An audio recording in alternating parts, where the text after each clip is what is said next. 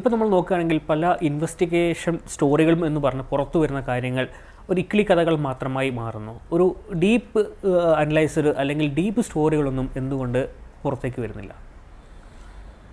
ഇത് എന്തുകൊണ്ട് വരുന്നില്ല? ഒന്ന് ആളുകൾക്ക് അവർ ചെയ്യുന്നില്ല എന്നുള്ളതാണ് വളരെ സിമ്പിളായിട്ടുള്ള കാര്യം. അത് ചെയ്യാതൊക്കെ ഞാൻ പറഞ്ഞു. പലർക്കും ഭരണത്തിയിരിക്കുന്നവർ ഇൻവെസ്റ്റിഗേഷൻ സ്റ്റോറീസും മറ്റു കാര്യങ്ങളും ചെയ്യുക ഓൾമോസ്റ്റ് 99% അത് ഭരണത്തിലിരിക്കുന്നവർക്ക് ക്രിട്ടിസൈസ് ചെയ്യുന്ന രീതിയായിരിക്കും. ഞാൻ പ്രതിപക്ഷത്തിനെ കുറിച്ച് ഇൻവെസ്റ്റിഗേഷൻ അത് ഇപ്പോൾ ഇന്ത്യയിൽ പ്രതിപക്ഷത്തെക്കുറിച്ച് ഇൻവെസ്റ്റിഗേഷൻ നടക്കാറുണ്ട് വളരെ അൺയൂഷ്വലായിട്ട്. പക്ഷേ അല്ലെങ്കിൽ അങ്ങനെ അപ്പോൾ അങ്ങനെ ചെയ്യാൻ താല്പര്യം ഇല്ല എന്നുള്ള അതൊരു സത്യം തന്നെയാണ്. രണ്ട്, പലപ്പോഴും ഈ പത്രാധിപർമാരും സർക്കുലേഷൻ ഡിപ്പെല്ലാം അവർ പറയുന്ന ജനങ്ങൾക്ക് ഈ കാര്യങ്ങൾ താല്പര്യമില്ല. അത് പക്ഷേ എനിക്ക് തോന്നുന്നു ഇതൊരു ഞാനിപ്പോൾ കഴിഞ്ഞ ആഴ്ച കോട്ടയത്തൊരു മീറ്റിങ്ങിന് പോയിരുന്നു. അപ്പോൾ അവിടെ കേരളത്തിലെ ഒരു വലിയ പത്രത്തിലെ ഒരു സർക്കുലേഷൻ വിഭാഗത്തിൽ അപ്പോൾ അദ്ദേഹം പറഞ്ഞു, നിങ്ങളീ പറഞ്ഞ അപ്പോൾ ഞാനും സംസാരിച്ചു. ഞാൻ ബേസിക്കലി പറഞ്ഞത് ഇന്ത്യയിൽ നടക്കുന്ന ന്യൂനപക്ഷങ്ങൾ നേരിടുന്ന പല അക്രമങ്ങളും കേരളത്തിലെ പ്രധാനപ്പെട്ട പത്രങ്ങൾ ഒന്നുകിൽ അത് റിപ്പോർട്ട് ചെയ്യുന്നില്ല, അല്ലെങ്കിൽ റിപ്പോർട്ട് ചെയ്യുകയാണെങ്കിൽ ഉള്ളിൽ എവിടെയെങ്കിലും ആരും കാണാത്ത രീതിയിൽ അതിനെ ഈ വാർത്ത മുക്കുന്നു എന്ന് പറഞ്ഞൊരു കോൺസെപ്റ്റില്ല. അത് മനോഹരമായിട്ട് ചെയ്തുകൊണ്ടിരിക്കുകയാണെന്ന് പറഞ്ഞപ്പം അദ്ദേഹം ഗ്രൂപ്പിനെ പ്രതിനിധാനം ചെയ്ത് എത്തിയതല്ല, അവിടെ ആ മീറ്റിങ്ങിൽ ഉണ്ടായിരുന്നുകൊണ്ട് യദൃച്ഛ ഉണ്ടായിരുന്നുകൊണ്ട്. അപ്പോൾ അദ്ദേഹം പറഞ്ഞു എനിക്ക് 2 വാക്ക് പറയണമെന്ന്. അദ്ദേഹം പറഞ്ഞു, ഞാൻ പറഞ്ഞ കാര്യങ്ങളൊക്കെ വലിയ ഇതൊക്കെയാണ് പറഞ്ഞത്, പക്ഷേ യാഥാർത്ഥ്യം എന്താണെന്ന് പറഞ്ഞാൽ ആളുകൾ പത്രം വായിക്കണമെങ്കിൽ ഞങ്ങൾ ഈ കൊലപാതകവും മറ്റു കാര്യങ്ങളും ആണ് അവർ കൂടുതൽ പ്രിഫർ ചെയ്യുന്നത് എന്ന് പറഞ്ഞു. അപ്പോൾ ഇത് പക്ഷേ ഞാനിത് അംഗീകരിക്കുന്നില്ല. അപ്പോൾ ഞാൻ പറയുന്നത് അങ്ങനെയാണെങ്കിൽ അവർ വേറെ ഒരുപാട് കാര്യങ്ങൾ ചെയ്യാമല്ലോ, പത്രം നടത്താൻ അല്ല വേണ്ടത്. ഒരു പത്രത്തിൻ്റെ പ്രധാന കർമ്മം സർക്കുലേഷൻ കൂട്ടുകയാണോ അതോ അതൊരു വലിയൊരു ചോദ്യമാണ്. ഈ കാര്യം പോലും ഇപ്പോഴും ഇന്ത്യയിൽ സെറ്റിൽ ചെയ്തിട്ടില്ല. അതായത് ഒരു എഡിറ്ററുടെ ജോലി എന്താണെന്നുള്ളത്. എഡിറ്ററുടെ ജോലി കൂടുതൽ കോപ്പികൾ വിൽക്കാൻ വേണ്ട ജേർണലിസം ചെയ്യുകയാണോ അതോ എഡിറ്റർക്ക് ശരിയാണെന്ന് തോന്നുന്ന ജേർണലിസം ചെയ്യുക എന്നുള്ള വലിയൊരു കോൺഫ്ലിക്റ്റാണ്. അപ്പോൾ ഇതിനകത്ത് ഒരു ഉത്തരം ആരും തരും. കാര്യം മുതലാളിമാർ പറയും ഞങ്ങളുടെ പൈസ കൊടുത്ത് ഞങ്ങൾ പൈസ കൊടുത്ത് ഉണ്ടാക്കുന്ന പത്രത്തിൽ ഈ എഡിറ്റർമാർ വന്ന് ഇങ്ങനെ നിരങ്ങേണ്ട കാര്യമില്ല, ഞങ്ങൾ പറയും പോലെ ചെയ്യുക എന്നുള്ളതായിരിക്കും. അവർ പരസ്യമായിട്ട് അവർ പറയില്ല, അവരുടെ ഉള്ളിലുള്ളത്. പക്ഷെ ഞാൻ വളരെ വ്യക്തമായിട്ട് എന്നെ എഡിറ്ററായിട്ട് അപ്പോയിൻ്റ് ചെയ്യപ്പോഴും ഞാൻ പറഞ്ഞു, എൻ്റെ ജോലി കോപ്പി പത്രത്തിൻ്റെ കോപ്പി കൂട്ടുക എന്നുള്ളതല്ല, അത് സർക്കുലേഷന്മാരുടെ ജോലിയാണ്. അല്ല. അപ്പോൾ എൻ്റെ ജോലി സർക്കുലേഷൻ കൂട്ടുകയാണെങ്കിൽ എൻ്റെ തസ്തികയും എഡിറ്റർ കം സർക്കുലേഷൻ മാനേജർ എന്ന് പറയണം. അല്ല വെറും എഡിറ്റർ എന്ന് പറഞ്ഞാൽ അതിൻ്റെ ഒരു ഗ്ലോറിഫൈയിൽ പോസ്റ്റിൽ ഇരുത്തിയിട്ട് പത്രം വിൽക്കുകയാണ് എൻ്റെ ജോലി എന്ന് പറഞ്ഞാൽ ഞാനത് അംഗീകരിക്കില്ല എന്ന് വളരെ വ്യക്തമായിട്ട് പറഞ്ഞ ശേഷമാണ് ഞാൻ ജോലിയിൽ എൻ്റെ ആ റെസ്പോൺസിബിലിറ്റി ഏറ്റെടുത്തത്. പക്ഷേ ഇത് ജേർണലിസ്റ്റുകൾക്കിടയിൽ പോലും ഇതിനെ ഒരു യുനാനിമിറ്റി ഇല്ല. ഇപ്പോഴും നമ്മൾ ചോദിക്കുകയാണെങ്കിൽ പല റിട്ടയർഡ് ജേർണലിസ്റ്റുകളും സംസാരിക്കാൻ പിന്നീട് അവരുടെ ഇതിനെക്കുറിച്ച് അവർ വളരെ അഭിമാനത്തോടെ പറയുന്നത് ഞാൻ കേട്ടിട്ടുണ്ട്. അവർ എഡിറ്ററായിരുന്നപ്പോഴാണ് ആ പത്രത്തിൽ ഏറ്റവും കൂടുതൽ കോപ്പികൾ ചിലവായെന്നുള്ളത്. അപ്പോൾ അതിലത്ര അഭിമാനിക്കേണ്ട കാര്യമില്ല. അത് എപ്പോഴും അതൊരു മാർക്കറ്റിംഗ് ഫംഗ്ഷനാണ്. അതിനകത്ത് എഡിറ്റർ ഇടപെടാൻ പാടില്ല എന്നാണ് എൻ്റെ അഭിപ്രായം. കാരണം ദ മൊമെൻറ്റ് നമ്മൾ അതിനകത്ത് ഇടപെട്ട് കഴിഞ്ഞാൽ പിന്നെ നമ്മൾ ചെയ്യുന്ന എല്ലാം പോപ്പുലറായിട്ട് എന്തെങ്കിലും ഒരു സിനിമ സംവിധാനം ചെയ്യില്ല, സംവിധാനം ഞാൻ ചെയ്യുന്ന സിനിമയിൽ കൂടുതൽ ആളുകൾ കാണണം എന്നുള്ള രീതിയിൽ കോംപ്രമൈസ് ഉണ്ടാക്കാൻ തുടങ്ങും. പത്രത്തിൽ അങ്ങനെയല്ലോ കോംപ്രമൈസ്. അതുകൊണ്ടാണ് ഈ ഇൻവെസ്റ്റിഗേഷൻ ജേർണലിസം അപ്പോൾ ഇങ്ങനെയുള്ള ചില എക്സ്ക്യൂസ് അവർ പറയുന്നത്. അപ്പോൾ ആളുകൾക്ക് വേണോ വേണ്ടെന്നുള്ളതല്ല കാര്യം, നമ്മൾ ചെയ്യുക എന്നുള്ളത്. ഇപ്പം നല്ല വാർത്തകൾ കൊടുത്താലും പക്ഷേ സർക്കുലേഷൻ ഇതേപോലെ കൂടില്ലേ? അല്ല, നല്ല വാർത്ത എന്ന് പറയാൻ പോലും എന്താണ് ഈ അതിന് പോലും എഗ്രിമെൻ്റ് ഇല്ല എന്നാണ് ഞാൻ കൺസെൻസസ് ഇല്ല. എന്താണ് നല്ല വാർത്ത?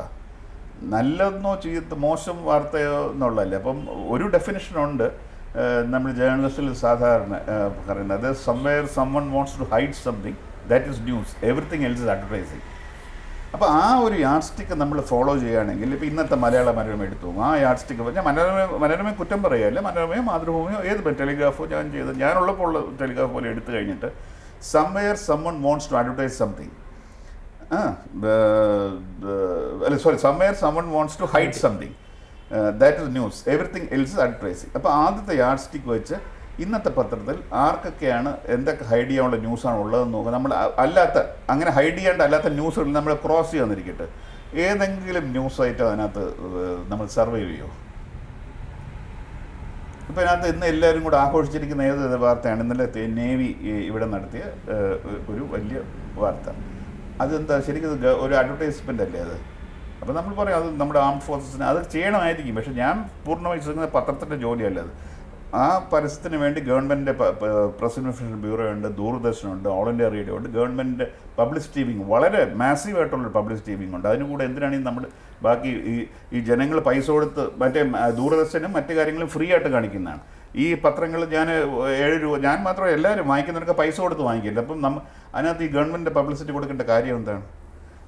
ആ ഡെഫിനേഷൻ വെച്ച് നോക്കുകയാണെങ്കിൽ നമ്മുടെ ന്യൂസ് പേപ്പറിൽ വരുന്ന 90% ഇപ്പോൾ കേരളത്തിലെ ന്യൂസ് പേപ്പറിൽ ഏറ്റവും പോപ്പുലറായിട്ട് വാർത്ത ഏതാണ്?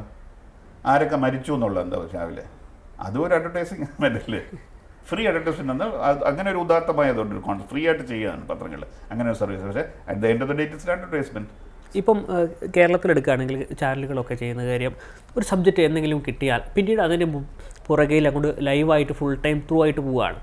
മറ്റു വാർത്തകളൊന്നും കെയർ ചെയ്യാതെ ഒരു വാർത്ത മാത്രം ഫോക്കസ് ചെയ്ത് പോകുന്ന നിലപാടാണ് സ്വീകരിക്കുന്നത്. ഇത് ശരിയാണ്? അല്ല, ഇത് തെറ്റാണെന്ന് പറയാൻ പറ്റില്ല. കാര്യം നേച്ചർ ഓഫ് വാർത്ത ഞാൻ പറഞ്ഞ പലപ്പോഴും ഫോളോ അപ്പ് നമ്മൾ വേണ്ട രീതിയിൽ ചെയ്യുന്നില്ല എന്നുള്ളതാണ്. നമ്മൾ വേണ്ട രീതിയിൽ ഫോളോ അപ്പ് ചെയ്യുന്നില്ല എന്നാണ് ഞാൻ പരാതിയാണ് പറയുന്നത്. പിന്നെ ഒരു ഇഷ്യൂ എടുത്തിട്ട് അത് രണ്ട് തരത്തിലുണ്ട്.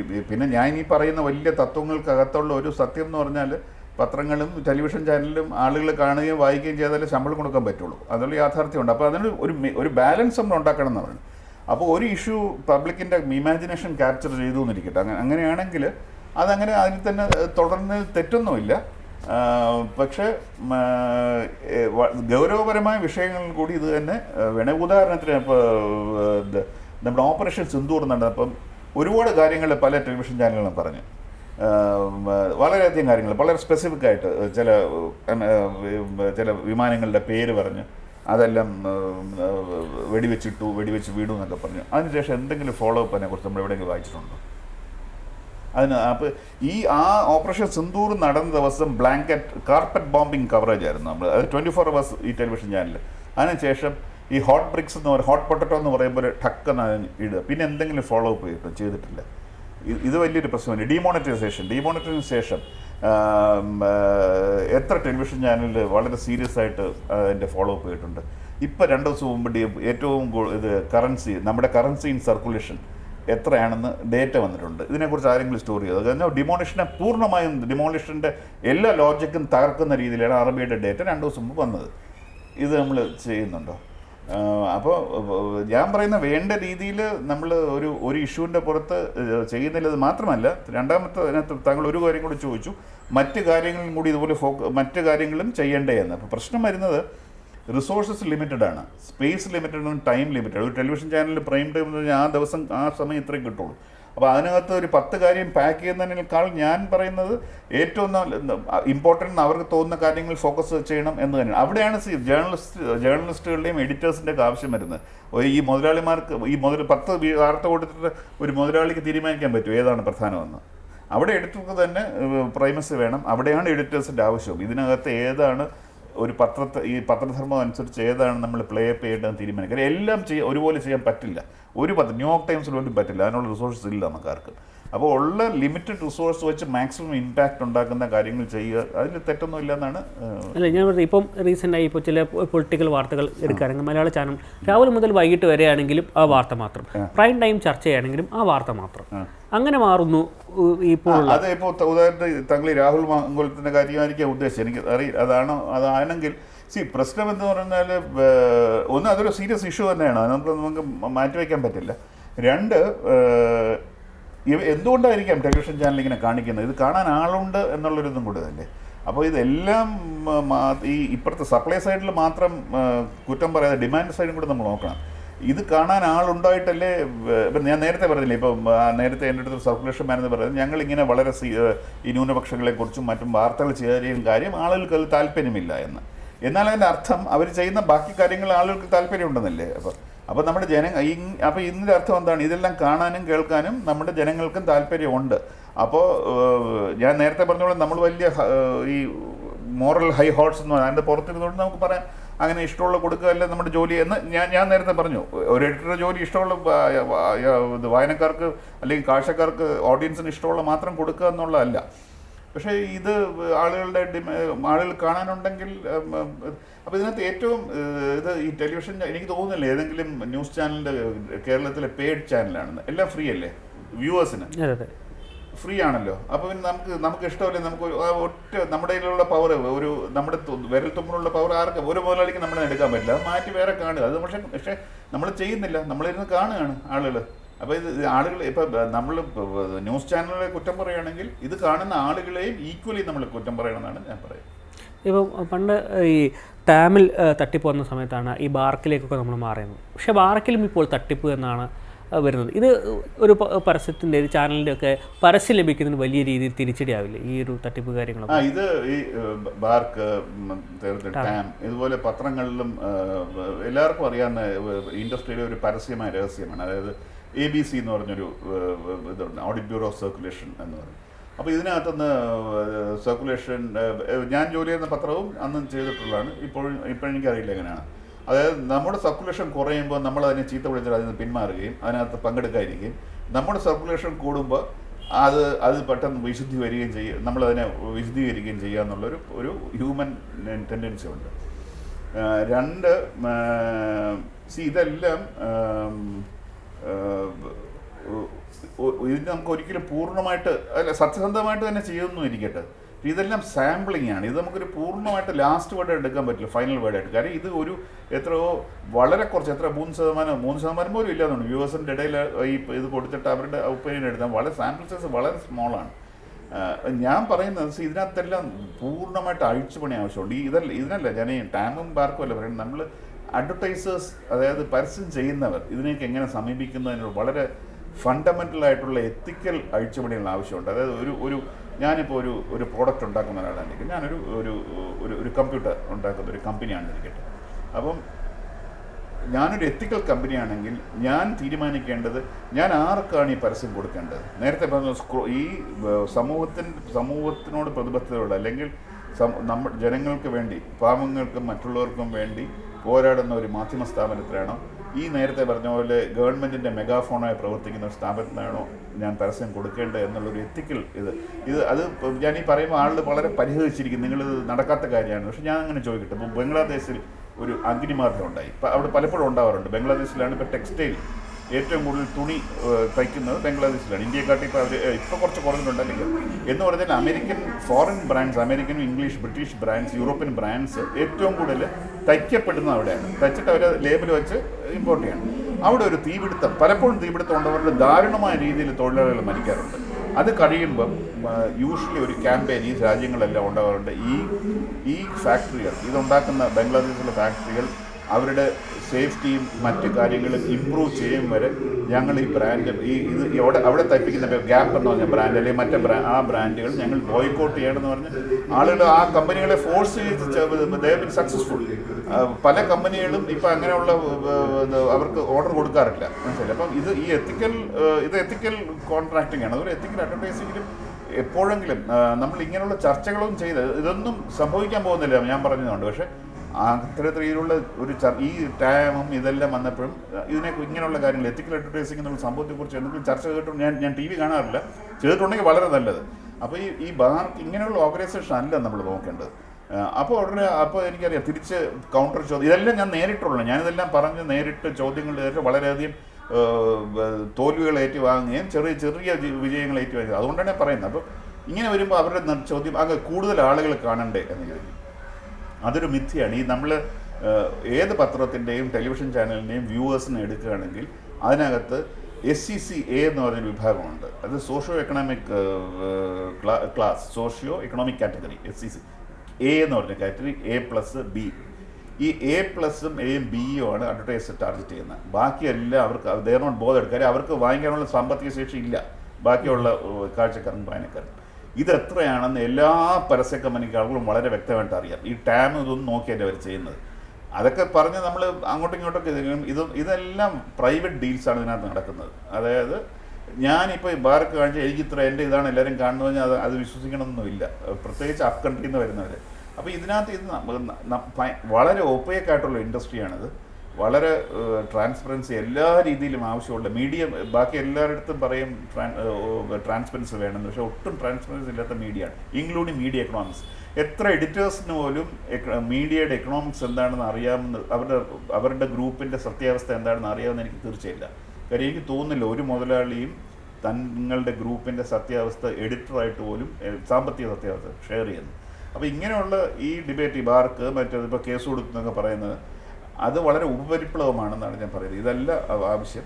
പക്ഷെ ആ രീതിയിലൊക്കെ ചർച്ചകളുണ്ട്, നടക്കുന്നുണ്ടെന്ന് അറിയില്ല. ഇതെല്ലാം അറിയാവുന്നവരാണ്, ഈ ഇരിക്കുന്നിടത്ത് ഈ കാര്യങ്ങളൊക്കെ അറിയാവുന്നവർ തന്നെയാണ്. അപ്പം അവർ ചർച്ച ചെയ്യാൻ നമുക്ക് പ്രതീക്ഷിക്കാം. ഞാൻ പറയുന്നത് സാധാരണ വ്യൂവേഴ്സും വായനക്കാരും ഇതിലൊന്നും ഇടപെടാതിരിക്കുകയാണ് നല്ലത്. അവർക്ക് വിശ്വസിക്കുന്ന ചാനൽ അവർ കാണുക, അങ്ങനെ വിശ്വസിക്കാനുള്ള ചാനൽ ഇല്ലെങ്കിൽ കാണാതിരിക്കുക. വേറെ ഒരുപാട് സോഴ്സസ് ഓഫ് ന്യൂസ് ഉണ്ട്, ഫ്രീ ആയിട്ട് കിട്ടുന്ന, ഫ്രീ ആയിട്ട് ഇഷ്ടംപോലെ ന്യൂസ് സോഴ്സ് ഉണ്ട്. അപ്പോൾ അതിൽ ഡിപ്പെൻഡ് ചെയ്യുക എന്നുള്ളതാണ് ഒരു പൗരൻ നിലയിൽ നമ്മുടെ കടമ. ബാക്കി ഇതെല്ലാം ഇവർ തമ്മിലുള്ള പ്രൈവറ്റ് ഇതിനകത്ത് നമ്മൾ ഇടപെടാതിരിക്കുകയാണ് നല്ലതെന്നാണ് എൻ്റെ അഭിപ്രായം. ഇപ്പം ഒരു എഡിറ്റർ ഇല്ലാത്ത മേഖലയാണ് സോഷ്യൽ മീഡിയ. സിറ്റിസൺ ജേർണലിസം പറഞ്ഞു, എനിക്കിഷ്ടമുള്ള സാധനം ഞാൻ കൊടുക്കുന്നു. പക്ഷേ അതിൽ ആളുകൾ തെറ്റിദ്ധരിക്കപ്പെടുന്ന ഒരു സാഹചര്യം കൂടി പലപ്പോഴും നമുക്ക് കാണാൻ കഴിയുന്നുണ്ട്. പല വാർത്തകൾ ഫേക്കായിട്ട് അല്ലെങ്കിൽ തെറ്റായ വാർത്തകൾ സോഷ്യൽ മീഡിയയിൽ നിന്ന് പറയുന്നത്. അല്ല, സോഷ്യൽ മീഡിയയിൽ എഡിറ്റർ ഇല്ല എന്ന് പറയാൻ പാടില്ല. കാര്യം ഇപ്പോൾ സിറ്റിസൺ ജേർണലിസ്റ്റിനകത്ത് ആ സിറ്റിസൺ തന്നെയാണ്, ചെയ്യുന്ന ആൾ തന്നെയാണ് എഡിറ്റർ. അത് നമുക്ക് നിയന്ത്രിക്കാൻ പറ്റില്ല. അത് അപ്പോൾ എന്തുകൊണ്ട് അയാൾക്ക് എഡിറ്റർ പാടില്ല എന്നറിയില്ല. ഇപ്പോൾ ഒരു മുതലാളിയുടെ മകനോ മകളോ ആയിട്ട് ജനിച്ചത് കൊണ്ട് മാത്രം ഒരാൾക്ക് ചീഫ് എഡിറ്ററാക്കാൻ പറ്റുമെങ്കിൽ ഈ ഫീൽഡിൽ പോയി റിപ്പോർട്ട് ചെയ്യുന്ന സിറ്റിസൺ ജേർണലിസ്റ്റ് എന്തുകൊണ്ട് നമ്മൾ അവരെ എഡിറ്റർ ഒന്നും കാണില്ല. അപ്പം നമ്മൾ അങ്ങനെ ലേബിൾ വെക്കേണ്ട കാര്യമില്ല. പിന്നെ രണ്ടാമത് വിശ്വാസയോഗ്യതയുള്ള അത് ന്യൂസിൻ്റെ റിലയബിലിറ്റി. അതാണ് ഞാൻ പറയുന്നത്. നമ്മുടെ ബേസിക്, പ്രത്യേകിച്ച് കേരളത്തിലെ പോലുള്ള ഒരു സമൂഹത്തിൽ ഒരിക്കലും അത് പറയാൻ പാടില്ല. കാര്യം നമ്മൾ സാക്ഷരത ഉള്ളതാണ്, വിദ്യാഭ്യാസം ഉള്ളവരാണ്. ഇപ്പോൾ വളരെ പിന്നോക്കം പെടുന്ന ഒരു സ്റ്റേറ്റിലാണെങ്കിൽ ഇതൊക്കെ ഈ കാര്യം പറയും, വിശ്വാസത്തെ കാര്യം. പക്ഷേ കേരളത്തിലെ പോലീസിൻ്റെ ഏതെങ്കിലും വ്യാജ വാർത്ത കൊണ്ട് കേരളത്തിൽ ആരെങ്കിലും അത് വിശ്വസിച്ചു എന്ന് പറയാനോട് എക്സാമ്പിൾ താങ്കൾക്ക് പറയാൻ പറ്റും? ഇപ്പോൾ ഏറ്റവും വലിയ വ്യാജ വാർത്തയാണ് ഈ ലവ് ജിഹാദ് എന്ന് പറഞ്ഞ വാർത്ത. പക്ഷേ എത്രയോ ഈ പ്രൈവറ്റ് മീറ്റിങ്ങുകളിലും മറ്റു കാര്യങ്ങളിലും ആളുകൾ അത് ഉണ്ട് എന്ന് നമ്മൾ ഇൻസിസ്റ്റ് ചെയ്യണം. അത് വാർത്ത കണ്ടെന്ന് പറയാം. അപ്പോൾ ഉദാഹരണം ചോദിക്കുമ്പോൾ അവർ പറയാൻ ഉദാഹരണമില്ല. അവർക്കത് വിശ്വസിക്കണം എന്ന് വിചാരിക്കുകയാണെങ്കിൽ ഇത് വ്യാജ വാർത്ത കൊണ്ടാണോ? അല്ല, അവർ വിചാരിക്കണം. ചില സംഘപരിവാറുകളോടനുബന്ധിച്ച ചില മാധ്യമങ്ങൾ ഇങ്ങനെ ഒരു വാക്ക് പടച്ചു വിട്ടു എന്നേ ഉള്ളൂ. അത് എഡിറ്ററുള്ള പത്രം തന്നെയാണ് ചെയ്തത്. ഇതാദ്യം ഈ വാക്ക് ഇവിടെ കേരളത്തിൽ ഉപയോഗിച്ചത് എഡിറ്ററൊക്കെ ഉള്ള പത്രം തന്നെയാണ്, സോഷ്യൽ മീഡിയ അല്ല ചെയ്തത്. പക്ഷെ ഒരു തെളിവും ഇല്ലാതെ അത് വിഴുങ്ങാൻ തയ്യാറായിട്ട് ആളുകളുണ്ടെങ്കിൽ, അപ്പോൾ അതുകൊണ്ട് ഫേക്ക് ന്യൂസിനെ കുറിച്ച് അല്ല നമ്മൾ ബോധർ ചെയ്യേണ്ടത്. ഈ ഫേക്ക് ന്യൂസ് ഈ വെള്ളം തൊടാതെ തൊണ്ട തൊടാതെ വിഴുങ്ങാൻ തയ്യാറായിട്ടുള്ള ഒരു സമൂഹത്തെക്കുറിച്ചാണ് നമ്മൾ വരുന്നത്. അത് അവരെ ശരിയായ ധാരണയോടുകൂടി തന്നെയാണ് അവർ ഈ തെറ്റായ വാർത്തകളെല്ലാം വിഴുങ്ങുന്നത്. അത് കാര്യം അവർ നോക്കുന്നത് അവരുടെ പൊളിറ്റിക്സിനെ ജസ്റ്റിഫൈ ചെയ്യാൻ വേണ്ടിയുള്ള എന്തെങ്കിലും ക്ലെയിംസ് എവിടെ കിട്ടും. ഞാൻ പറയുന്നത് ഫേക്ക് ന്യൂസിനെ അന്വേഷിച്ച ആൾ നടക്കുകയാണ്, അല്ലെ ഫേക്ക് ന്യൂസ് ആളെ അന്വേഷിച്ച് വരികയല്ല. നമ്മൾ എത്രയോ ഫേക്ക് ന്യൂസ് കാണും, ഞാനും താങ്കളും കാണും. നമ്മളിതിനെ വിശ്വസിക്കുന്നുണ്ടോ? നമ്മൾ കേൾക്കുമ്പോൾ നമുക്ക് തോന്നില്ല ഇത് ശരിയാവും വഴി നമ്മളത് അന്വേഷിക്കണ്ടേ എന്ന് തോന്നില്ല. അതോ നമ്മൾ കേട്ട ഉടനെ ഈ കാള പറ്റുമെന്ന് കേട്ട ഉടനെ കയറി കൊടുത്ത് ഇറങ്ങുകയാണ് ചെയ്യുക വേണ്ടത്. അതാണ് പ്രശ്നം സാർ. ഇപ്പോൾ സാധാരണക്കാരുടെ ഇടയിലൊക്കെ മൊബൈൽ ഫോണും സ്മാർട്ട് ഫോണുകളൊക്കെ ഉണ്ട്. ഇത്തരത്തിൽ ഒരാൾ സോഷ്യൽ മീഡിയയിൽ ഇങ്ങനെ സാധനം എടുക്കുന്നു, അത് ഷെയർ ചെയ്ത് പോകുമ്പോൾ സാധാരണക്കാരൻ അല്ലെങ്കിൽ ഗ്രാമപ്രദേശ ആളുകൾക്കൊക്കെ ഇങ്ങനെ സംഭവം ഉണ്ടല്ലോ എന്ന ചോദ്യം അവരെ മനസ്സിലാക്കില്ല. ഉദാഹരണം പറയും ഞാൻ. ഇപ്പോൾ വാർത്ത കണ്ട് ഇൻഫ്ലുവൻസ്ഡ് ആയിട്ട് അങ്ങനെയാണെങ്കിൽ ഇപ്പം യുണൈറ്റഡ് നേഷൻസ് റിപ്പോർട്ട് വന്നു, ഇന്ത്യയിൽ 35% ആളുകൾ ദരിദ്രരേഖയ്ക്ക് താഴെയാണ്, അവർക്ക് പട്ടിണിയുണ്ട്. ആ വാർത്ത അപ്പോൾ അത് ശരിയായ ഫേക്ക് ന്യൂസ് അല്ല, ശരിയായ വാർത്തയാണ്. അത് എല്ലായിടത്തും പോകുന്നുണ്ട്, സർക്കാർ എല്ലാവരും പറയുള്ളൂ. അപ്പോൾ അത് കേട്ട് ഹൃദയം പൊട്ടി എത്ര പേരാണ് എന്തെങ്കിലും ചീഫ് മിനിസ്റ്റർ ഫണ്ടിലോ മറ്റോ ഡൊണേറ്റ് ചെയ്തിട്ടുള്ളത്? ഞാൻ ചോദിക്കുന്ന വാർത്തയുടെ ഇൻഫ്ലുവൻസുള്ള കഴിവിനെ കുറിച്ചാണ്. അപ്പം നമ്മൾ ഈ വാർത്ത നാട്ടും പുറത്തുള്ളവരെ ഇൻഫ്ലുവൻസ് ചെയ്യുന്നു എന്ന് പറയുമ്പോൾ ഏത് രീതി എനിക്ക് മനസ്സിലാകുന്നില്ല ഏത് രീതിയിലാണ് ഇപ്പോൾ. അങ്ങനെയാണെങ്കിൽ ഞാൻ ചോദിച്ച ചോദ്യത്തിന് ഇപ്പോൾ ഇത്രയും പേര് പട്ടിണി കിടക്കുന്നുണ്ട്, അതുകൊണ്ട് നാട്ടും പുറത്തുള്ള എല്ലാവരും പറയുകയാണ് അടുത്ത മാസം ഞങ്ങൾക്ക് ശമ്പളം ഇടാം, ഞങ്ങളുടെ 10 ശമ്പളം ഗവൺമെൻറ് എടുത്തോളൂ, കാര്യം ഇത്രയും പേര് പട്ടിണിയില്ല, അങ്ങനെ ആരെങ്കിലും ചെയ്യുന്നുണ്ടോ? പക്ഷേ ഒരു സമൂഹത്തിൽ ഇപ്പോൾ ന്യൂനപക്ഷത്തിലെ ഒരു പ്രത്യേക മതത്തിനോ വിഭാഗത്തിനോ തെറി പറഞ്ഞുകൊണ്ട് അല്ലെ അവരിതാണ് ചെയ്യുന്നത്, അവിടെ ഇത് ചെയ്തു, അല്ലെ മറ്റേ 14-ാം നൂറ്റാണ്ടിൽ ഇങ്ങനെ ചെയ്തു, അതുകൊണ്ട് അവരെ ഒന്നും നമുക്ക് വിശ്വസിക്കാൻ പറ്റില്ല എന്ന് പറഞ്ഞ് അത് കേട്ട് വിശ്വസിക്കാൻ റെഡിയായിരുന്നത് ഫേക്ക് ന്യൂസിൻ്റെ പ്രശ്നമല്ല, നമ്മുടെ ആളുകളുടെ പ്രശ്നമാണത്. അത് നാട്ടിൻപുറത്ത് എന്ന് പറയുന്നത് തെറ്റാണ്. ഇത് ഏറ്റവും കൂടുതൽ കേരളത്തിൽ ഏറ്റവും കൂടുതൽ വെറുപ്പ് ഇത് പ്രചരിപ്പിക്കുന്ന ഒരു 3-4 5 വെബ്സൈറ്റ്സാണ്. ഒരു 6-7 ഈ ഇത് സ്വതന്ത്ര നിരീക്ഷകരെന്നോ അങ്ങനെ പറഞ്ഞ 4-5-6 പേരുണ്ട്. ഇവനാണ് മെയിനായിട്ട് ഒരു 10 പേര്, അതിനകത്ത് അത്രേ ഉള്ളൂ.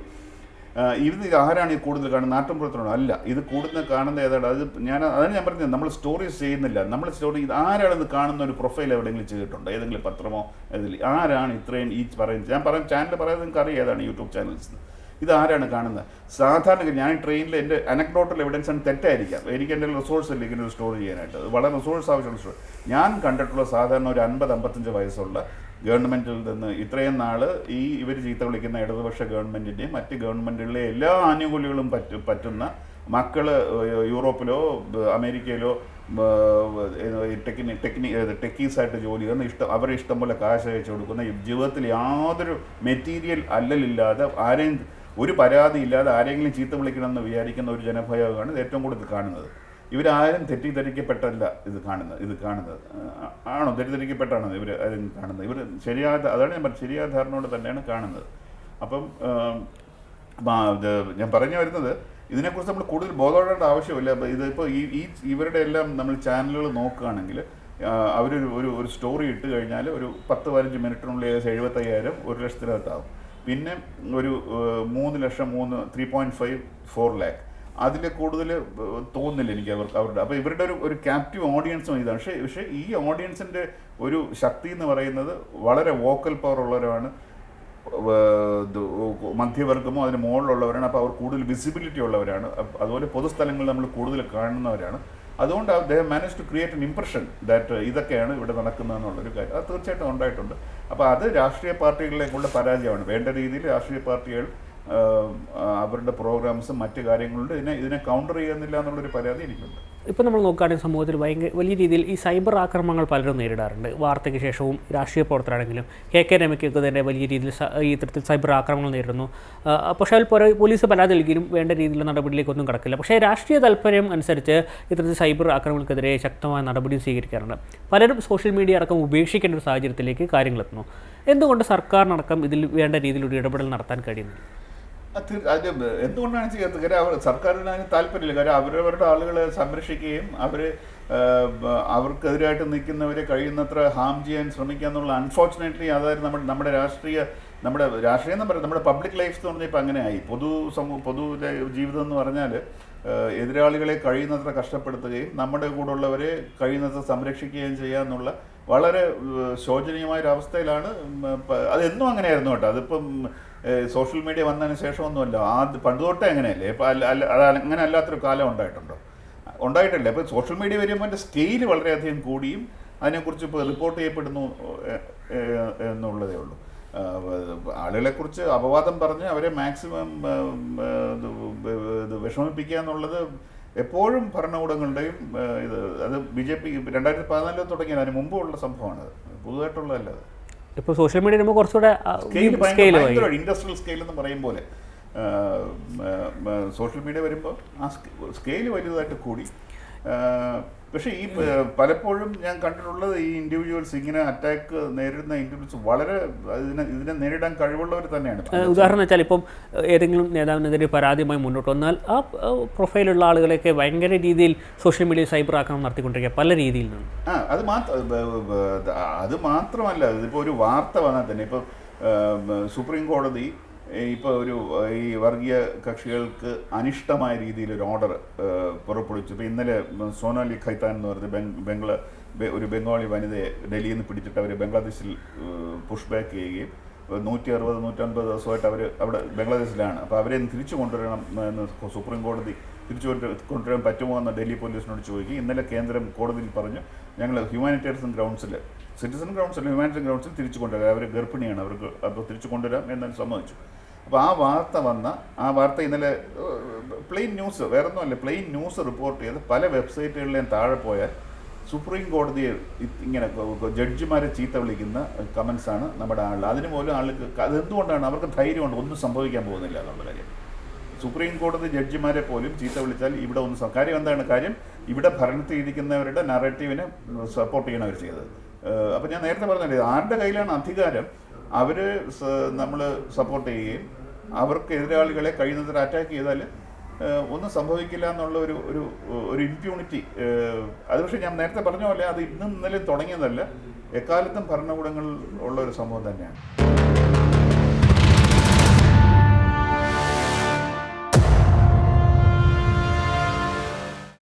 ഏറ്റവും പുതിയ വാർത്തകളും വിശേഷങ്ങളും വിരൽ തുമ്പിലറിയാൻ സീ മലയാളം ന്യൂസ് എല്ലാ ഡിജിറ്റൽ പ്ലാറ്റ്ഫോമുകളിലും ലഭ്യം.